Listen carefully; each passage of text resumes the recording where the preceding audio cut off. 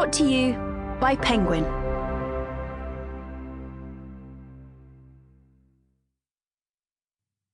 Yes to Life, in Spite of Everything, by Viktor E. Frankl, read by David Rintoul. Introduction by Daniel Goleman.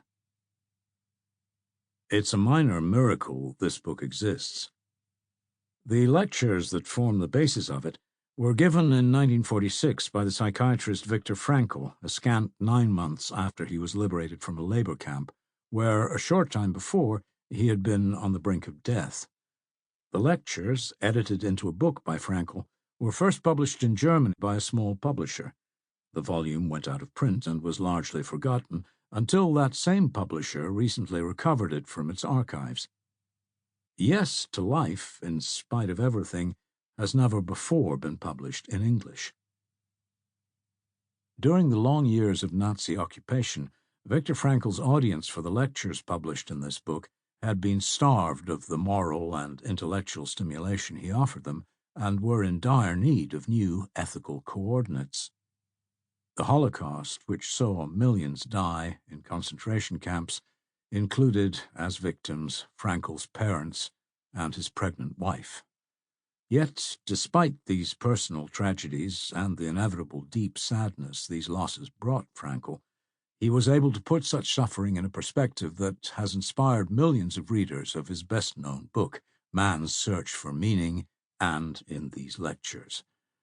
He was not alone in the devastating losses and his own near death, but also in finding grounds for a hopeful outlook despite it all. The daughter of Holocaust survivors tells me that her parents had a network of friends who, like them, had survived some of the same horrific death camps as Frankl.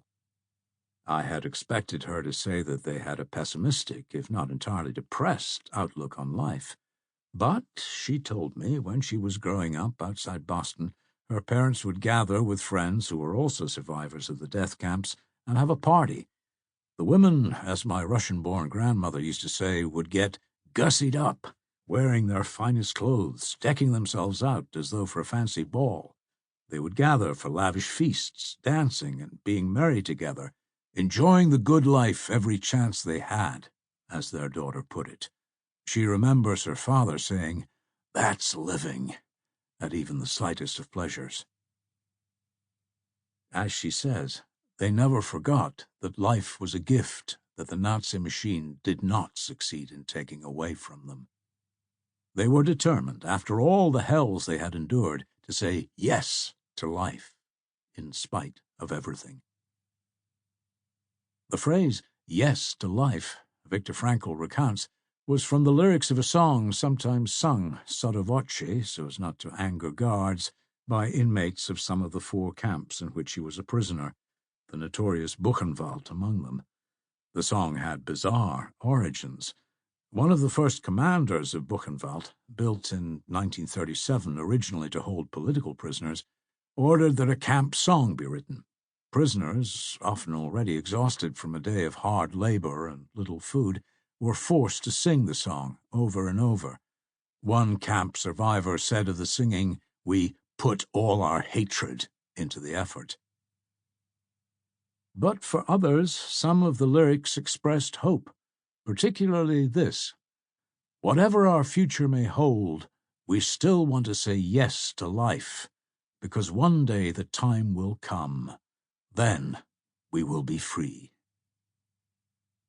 If the prisoners of Buchenwald, tortured and worked and starved nearly to death, could find some hope in those lyrics despite their unending suffering, Frankl asks us, shouldn't we, living far more comfortably, be able to say yes to life, in spite of everything life brings us?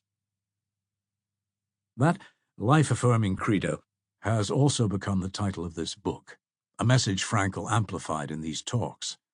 The basic themes that he rounded out in his widely read book, Man's Search for Meaning, are hinted at in these lectures given in March and April of 1946, between the time Frankl wrote Man's Search and its publication.